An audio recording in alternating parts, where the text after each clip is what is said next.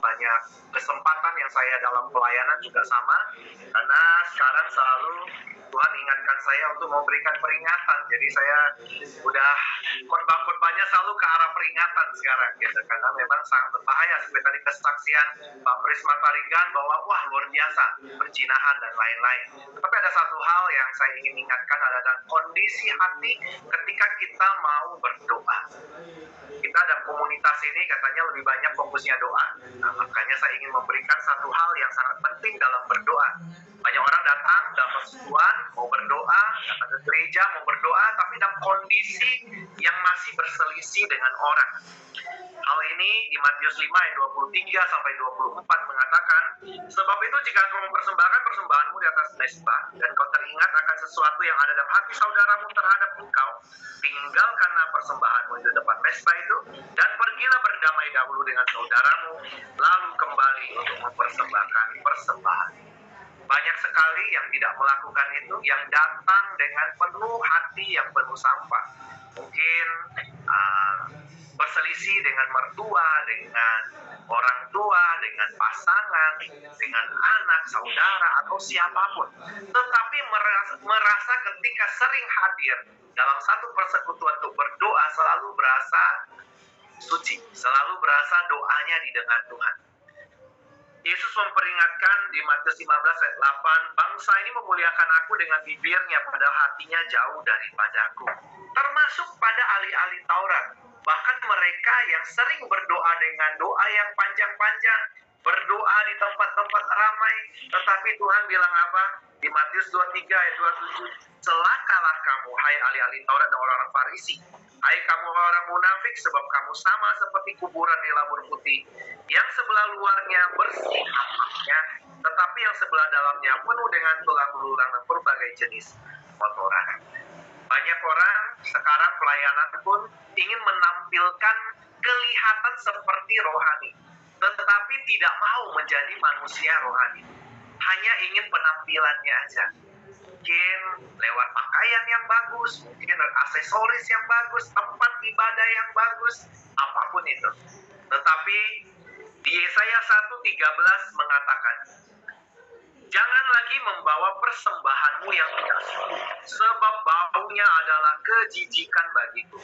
Kalau kamu merayakan bulan baru, Sabat, atau mengadakan pertemuan-pertemuan, aku tidak tahan melihatnya, karena perayaanmu itu penuh kejahatan. Bahkan di ayat 15-nya mengatakan, apabila kamu menadahkan tanganmu berdoa, aku akan memalingkan mukaku, bahkan sekalipun kamu berkali-kali berdoa. Kadang kita harus memeriksa diri kita, apakah kita masih datang di hadapan Tuhan dengan kondisi sebagai seorang pembunuh manusia. Di 1 Yohanes 3:15, setiap orang yang membenci saudaranya adalah seorang pembunuh manusia, dan kamu tahu bahwa tidak ada seorang pembunuh yang tetap memiliki hidup yang kekal dalam dirinya. Atau datang juga ke hadapan Tuhan bukan sebagai seorang yang suci, tetapi sebagai seorang pendusta. Karena di 1 Yohanes 4 ayat 20 mengatakan, jika seseorang berkata, aku mengasihi Allah, dan ia membenci saudaranya, maka ia adalah seorang pendusta. Karena barang siapa tidak mengasihi saudaranya dilihatnya, tidak mungkin mengasihi Allah tidak dilihatnya. Seringkali kita berasa, kenapa saya berdoa berkali-kali tapi tidak berhasil? Tidak ada kuasanya. Nah, kadang kita juga jangan lupa mengajarkan tentang bagaimana doa bisa berkuasa. Nah, doa seringkali orang hanya ambil ayat Yakobus 5:16 yang B.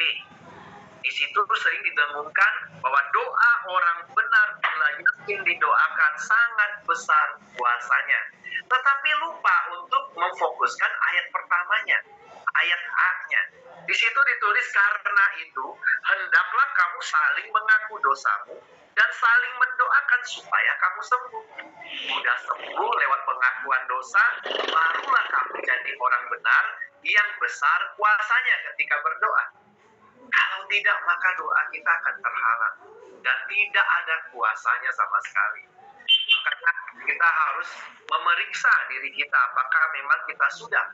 Bahkan hari-hari ini, bahkan di sinode saya pun ada hamba Tuhan ngikut di hyper grace yang berasa, wah kita kan otomatis diampuni dosanya.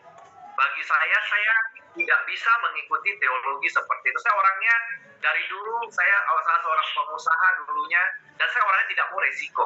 Saya selalu cari yang paling susah, yang paling bagaimana menjaga resiko. Nah gitu. Dalam berteologi juga sama. Saya akan jaga baik-baik apapun yang firman Tuhan katakan, saya akan lakukan. Saya tidak mau dengan kondisi yang saya sudah dapat grace, apalagi hyper gitu kan, sehingga saya merasa saya otomatis walaupun melakukan dosa, mati dalam keadaan membenci, saya tetap masuk surga. Banyak yang percaya seperti itu, tetapi saya mau yang aman aja. Saya selalu bilang sama teman saya bilang, pastor, kalau memang teologi yang pastor percayai benar, maka ketika meninggal pastor diterima Tuhan, saya pasti diterima, yang jaga masa enggak. Tapi kalau ternyata salah, bagaimana? Saya diterima, pastor enggak. Saya cari yang aman aja. Matius 6:14-15 sangat jelas mengatakan, karena jikalau kamu mengampuni kesalahan orang, Bapamu yang di sorga akan mengampuni kamu juga. Tetapi jikalau kamu tidak mengampuni orang, Bapamu juga tidak akan mengampuni kesalahanmu. Di sini tidak ngomong orang yang sudah percaya atau tidak, yang sudah dibaptis atau tidak. Dikasih tahu semua orang yang tidak mengampuni tidak akan diampuni. Makanya kita harus benar-benar beribadah yang benar. Ibadah sejati di Roma 12:1, karena itu saudara-saudara, demi kemurahan Allah aku menasihatkan kamu, supaya kamu persembahkan tubuhmu sebagai persembahan yang hidup, yang kudus, yang berkenan kepada Allah. Itu adalah ibadah yang sejati. Pastikan kita menjadi gereja. Jangan hanya fokus pada gedung gereja. Kitalah gerejanya. Jangan fokus pada kemewahan gedung. Jangan. Fokuslah kita, jadilah bait Allah yang mewah bagi Allah, yaitu dengan hidup kudus. Saya menutup khotbah hari ini dengan satu kesaksian hidup saya, di mana sejak saya bertobat, saya dari mantan napi, hukuman 8 tahun, ketika saya ketemu pria sejati, saya bertobat sungguh-sungguh. Dan sejak saat itu, sampai menjadi hamba Tuhan, saya selalu bilang sama orang-orang bahwa saya ini orang yang hidupnya seakan besok mati. Hari ini bagaimana? Nah gitu ya, berarti saya jaga banget. Tapi ada satu kejadian waktu di COVID, saya kena COVID 2 kali. Yang paling pertama Delta, yang waktu belum ada vaksin dan lain-lain, di mana rumah sakit pada penuh dan kondisi setiap kali kritis langsung mati. Saya dalam kondisi kritis, karena waktu itu saya ada jantung, saya juga ada diabetes. Diabetes saya sampai gulanya 600 mencapai gitu, saya parah banget. Dan waktu itu saya berasa, saya ngomong sama Tuhan, Tuhan, kalau memang ini waktunya Tuhan, saya sudah siap. Karena saya juga sering ngomong sama teman-teman, saya seakan besok mati. Berarti kalau hari ini dipanggil Tuhan, saya masih siap aja. Tuhan ngomong, enggak, kamu belum siap. Tuhan tampilkan muka kakak saya nomor 2. Yang di dalam hidup saya sangat benci. Kenapa? Karena saya 15 saudara, saya anak paling kecil. Nah, ada 3 kakak saya tidak merit. Nah, yang tidak merit ini, yang nomor 2 ini yang paling suka mengganggu adiknya kalau tahu dia pacaran. Nggak suka kalau lihat adiknya pacaran. Nah, saya kena tuh waktu SMA, ya kan. Sudah pacaran 5 tahun, ya kan, first love, gara-gara dia putus. Ya. Saya sangat kesel. Bahkan sudah jadi hamba Tuhan, nggak pernah mendoakan dia. Nah, Tuhan memperlihatkan wajah kakak saya, bahwa saya ini tidak berkenan di hadapan Tuhan. Kalau saat itu saya dipanggil Tuhan, saya yakin saya tidak akan ada di Firdaus. Akhirnya saya menangis ketika Tuhan memperlihatkan itu, dan saya telepon kakak saya, dan saya ngomong. Dia kaget, dia bilang, itu kejadian udah lama banget, terus sekarang kamu juga udah married. Saya bilang, iya, tapi saya belum benar-benar hanya melupakan aja. Melupakan berbeda dengan